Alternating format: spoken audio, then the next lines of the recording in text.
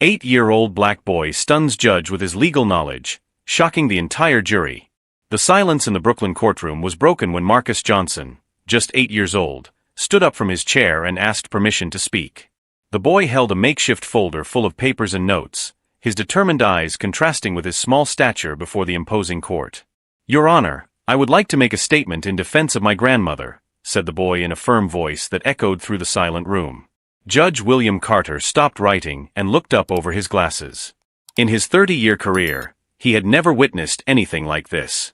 At the jury table, some members looked at each other with expressions ranging from curiosity to obvious discomfort.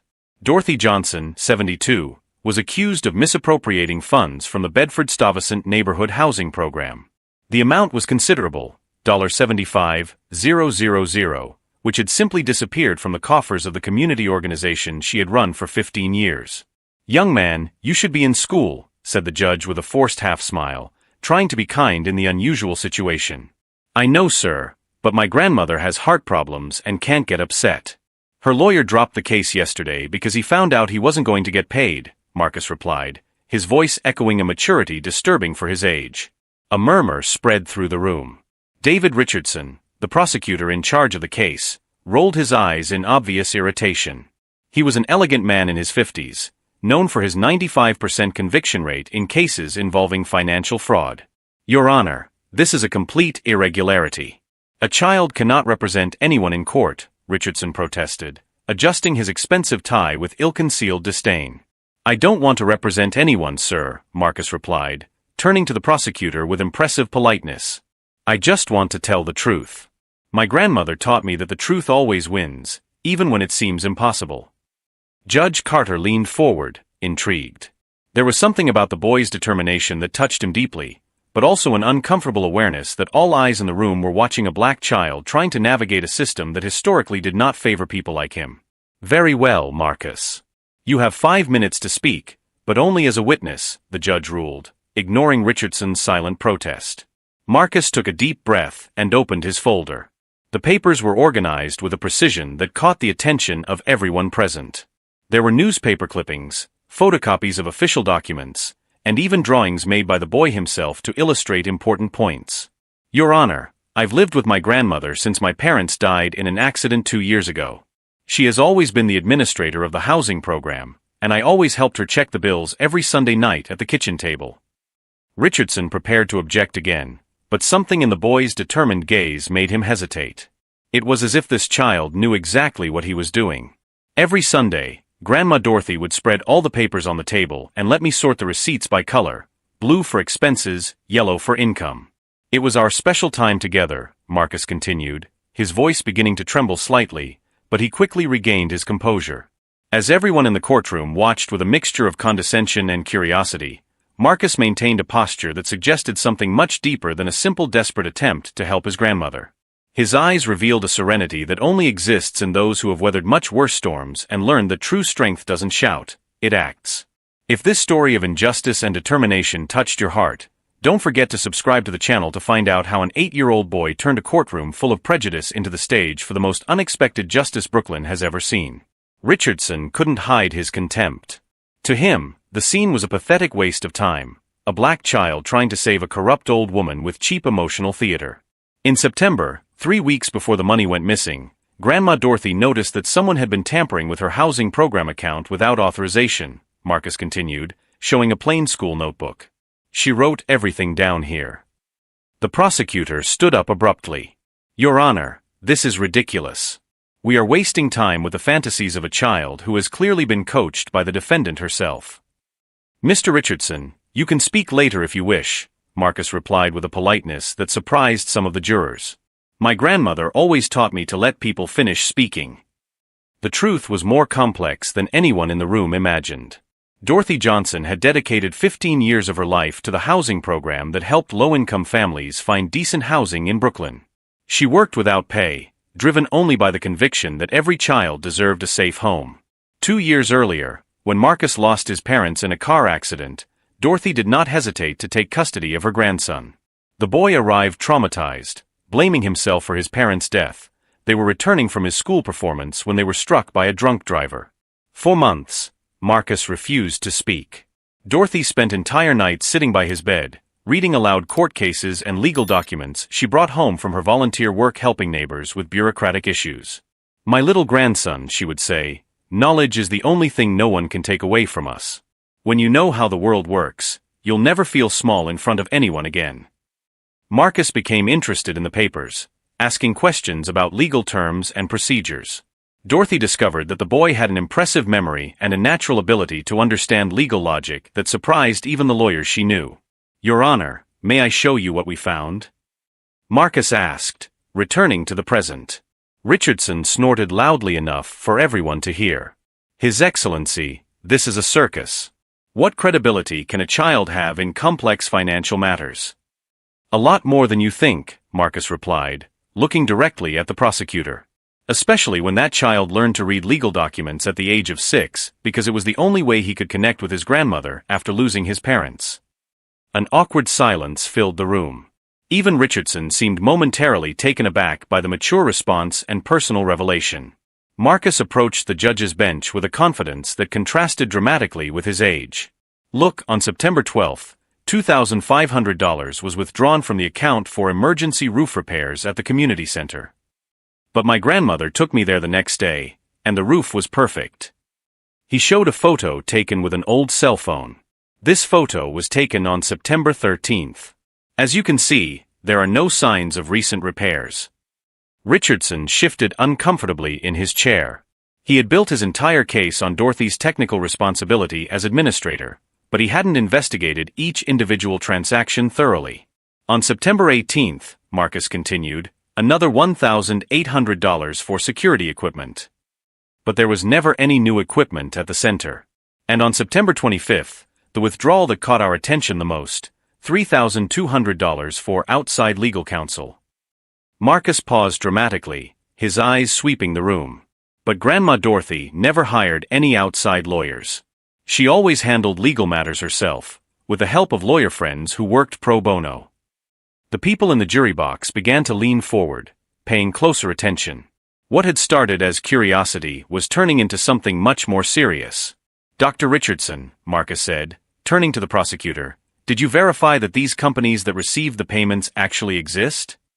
Richardson hesitated. It was a simple question, but he hadn't done this basic verification. "The investigation focused on the administrator's responsibility," he replied defensively. "I see," Marcus said with a maturity that was disturbing. "So you assumed that Grandma Dorothy was guilty without investigating who actually stole the money." Each new question from Marcus revealed glaring gaps in Richardson's investigation. The prosecutor was beginning to realize that he had completely underestimated the situation, building a superficial case based on prejudices about an elderly black woman managing public funds. But what Richardson didn't know was that every strategic question Marcus asked wasn't the result of luck or childish intuition.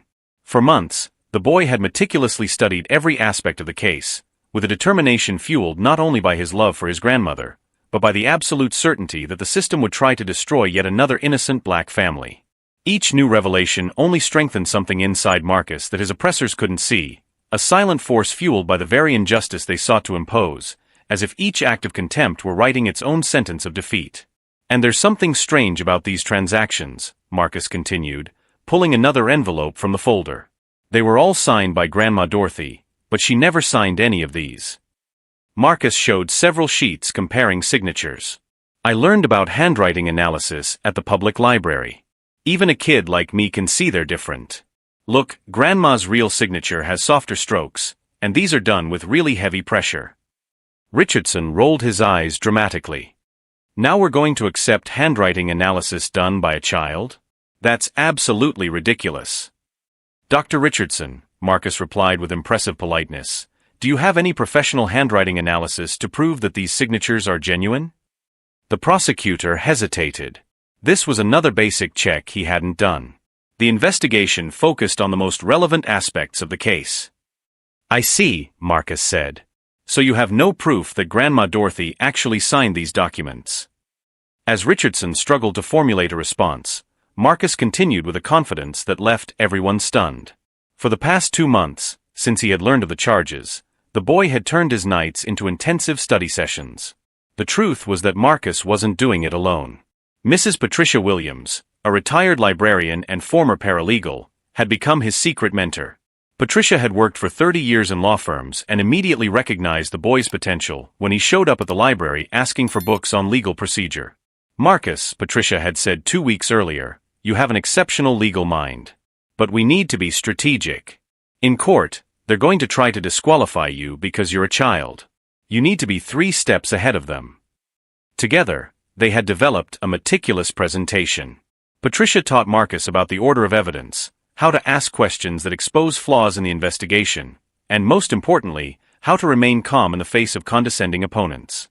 "But the most important discovery is here," Marcus said, pulling out an official document. "This is a report from the bank showing that on the day the money disappeared, someone called the account at 2:30 p.m. The call lasted 15 minutes. Marcus showed another piece of paper.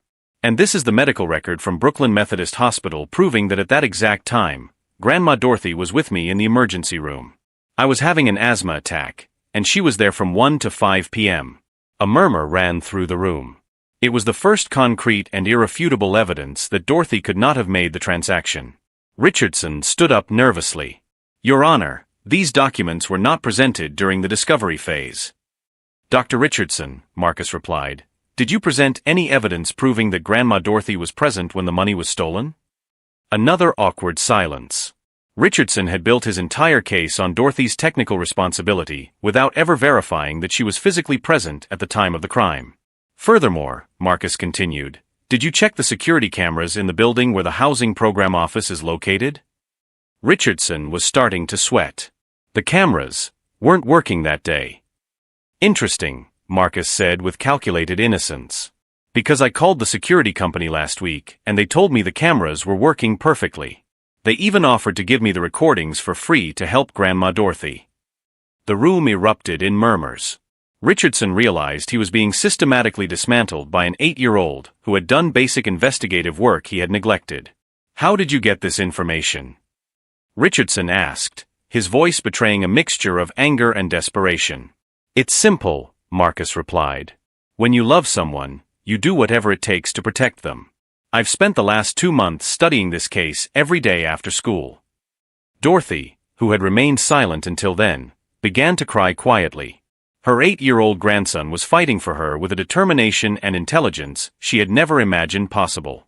Judge Carter leaned forward, clearly impressed. "Marcus, how did you learn to organize evidence like this?" "Mrs. Patricia from the library helped me. She worked in law offices for 30 years and said that everyone deserves a fair defense, even when they can't afford one." Richardson realized he had completely underestimated the situation. This wasn't just a desperate child trying to save his grandmother, it was a strategic duo that had investigated the case more thoroughly than his own team. "But I have one last piece of evidence," Marcus said, his voice growing more serious. "The most important one of all." He took a sealed envelope from his briefcase. "Inside this envelope is proof of who really stole the money from the housing program. Grandma Dorothy and I discovered the truth, but we wanted to give the real culprit a chance to confess first." Marcus looked directly at Richardson. "Doctor, would you like to withdraw the charges against Grandma Dorothy before I open this envelope?" Richardson hesitated. He had built his career on the conviction that he was always right, but now he faced the possibility that he had accused an innocent woman based on prejudice and negligent investigation. For a moment, as Marcus held the sealed envelope in his small hands, everyone in the courtroom felt they were about to witness something extraordinary. But anyone watching closely could see that it wasn't nervousness that made the boy's hands tremble slightly. It was the contained power of someone who was about to rewrite not only his own history, but that of everyone in the room. Richardson hesitated, sweat beginning to form beads on his forehead. I can't drop charges based on blackmail from a child." Marcus calmly opened the envelope and removed a digital recording.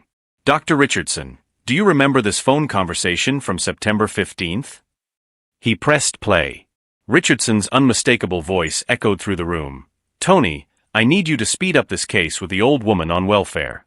It doesn't matter if she's guilty or not. My conviction rate can't drop before the Attorney General's election." A deafening silence fell over the courtroom. Another man's voice answered on the recording. "Rick, are you sure? What if they find out we didn't investigate properly?" "Who's going to find out? It's a poor old black woman against me. The jury's already decided before they even walk in the room. The faces on the jury contorted in expressions of shock and revulsion. Richardson turned pale, realizing that his career had just been publicly destroyed. "This is inadmissible," Richardson shouted, standing up abruptly. "That recording was obtained illegally." "Actually," Marcus said with impressive calm, "it was obtained legally. Mrs. Patricia taught me about recording laws." This conversation took place on the public office phone, which has clear notices about recording for transparency purposes. Judge Carter was visibly shaken. In his 3 decades on the bench, he had never witnessed such an exposure of procedural misconduct. Marcus continued, "Dr. Richardson, do you also remember this message you sent to Tony 3 days later?" He showed a printout of the text. "The investigation needs to focus solely on the administrator's responsibility.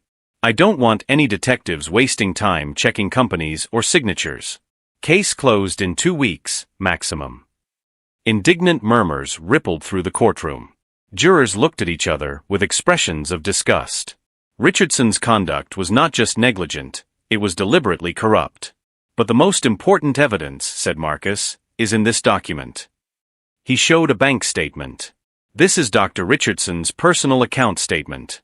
On October 2nd, 3 days after Grandma Dorothy was charged, he received a deposit of $25,000 from a shell company." Richardson tried to speak, but his voice came out as a desperate whisper. That's the same company that received some of the fraudulent payments from the housing program," Marcus added. "You weren't just neglecting the investigation, Doctor. You were protecting your accomplices." The courtroom erupted in murmurs. Richardson had fallen into his own trap. Not only had he accused an innocent woman, but he was directly involved in the corruption scheme. "Mrs. Patricia taught me something important," Marcus said, looking directly at Richardson. "She said that people like you always make the same mistake. You think you can step on those you consider weaker without consequences." Dorothy, who had remained silent throughout the presentation, slowly stood up. "Dr. Richardson, for 15 years I have dedicated my life to helping families find decent housing. You tried to destroy that for money and political ambition."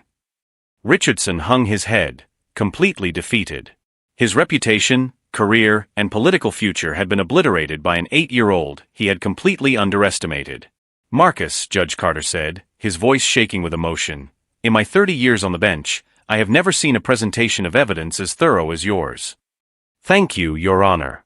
But I just wanted to clear Grandma Dorothy's name and ensure that true justice was served." The judge turned to the prosecutor. "Mr. Richardson, in addition to the charges against Dorothy Johnson being immediately dismissed, I am ordering that this case be referred for investigation of prosecutorial misconduct and corruption." Richardson tried to stand up to protest, but he staggered. His arrogance had turned to sheer panic when he realized that not only would he lose the case, but he would face a criminal investigation. "Your Honor," Marcus said, "I want everyone to know that I didn't do this out of revenge. I did it for the love of Grandma Dorothy and because every child deserves to see that justice is possible, even when it seems impossible." The courtroom erupted in spontaneous applause. Several jurors had tears in their eyes, not only for Dorothy's proven innocence, but for the powerful demonstration that intelligence and determination can overcome privilege and corruption. As the applause echoed through the courtroom and Richardson was escorted out by security, one question remained. Could it be that this 8-year-old boy had planted seeds of change that would grow far beyond those 4 walls, transforming not only his life but inspiring an entire generation to believe that age, color, or background never define the size of the dreams we can achieve? 6 months after the trial that changed Brooklyn, Marcus was sitting in the front row of the city's law school, not as a student, but as a guest speaker. At age 9, he had become the most famous civil procedure case study of the past 10 years. "True justice," Marcus told an audience of 300 future lawyers, "doesn't happen when you defeat someone. It happens when you protect those you love and teach others to do the same." In the front row, Dorothy smiled proudly. Her health had improved dramatically since the stress of the charges ended. The housing program, now under new transparent management, had received record donations from people inspired by the Johnson family's story of integrity. Richardson, on the other hand, faced a very different reality. After a federal investigation, he had been convicted of corruption, prosecutorial misconduct, and fraud. He lost his license to practice law, faced 2 years in prison, and now worked as an insurance salesman in a small town where no one knew of his shameful past. People ask me if I feel sorry for Dr. Richardson, Marcus continued during the lecture.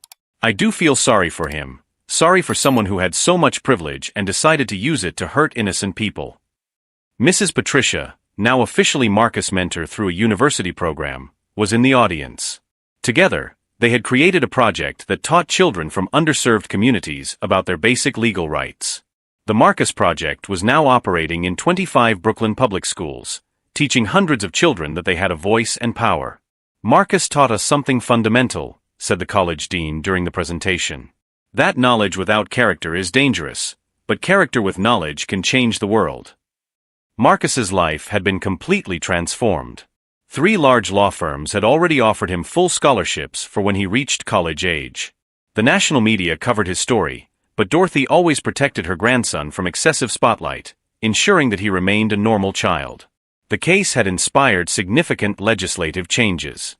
A bill known as the Marcus Law was passed in New York State, requiring prosecutors to present concrete evidence of the defendant's physical presence at the time of the crime in cases of grand larceny. Other states began to consider similar legislation. At the end of the lecture, a student raised her hand. Marcus, are you going to be a lawyer when you grow up? I don't know yet, he replied with the same honesty he had always shown. But I know I want to continue helping people understand that they have more power than they realize. Dorothy, now recognized as Brooklyn Citizen of the Year, used her new platform to advocate for reforms in the welfare system.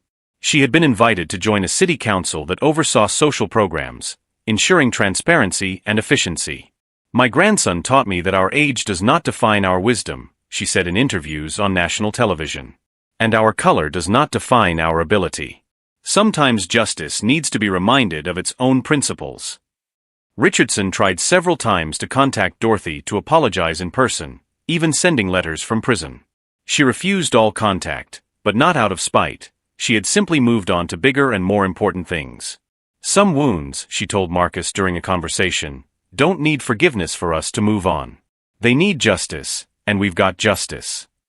In the courtroom where it all happened, Judge Carter had framed the photo from the day of the trial and kept it on his desk as a reminder that true justice can come from the most unexpected places.